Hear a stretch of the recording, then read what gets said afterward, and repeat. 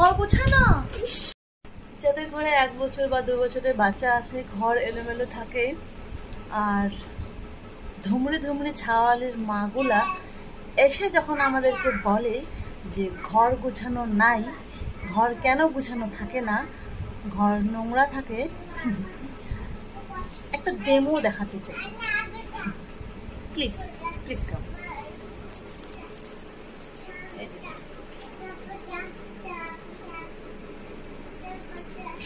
আয় অন্ধ, দেখা যায়?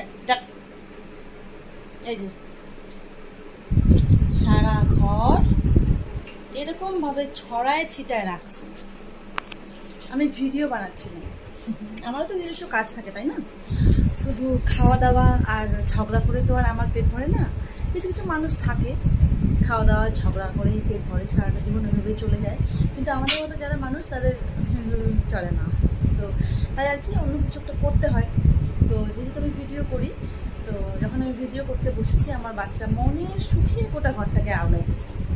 তার ক্রিম, তার সমস্ত জিনিস, খেলনাপত্র, আমার জামা কাপড় যা ছিল সব কিছু ছড়াই ছিটে শেষ করছে। এখন এই ঘরটায় বসেতে আমার মিনিমাম একটু সময় লাগবে।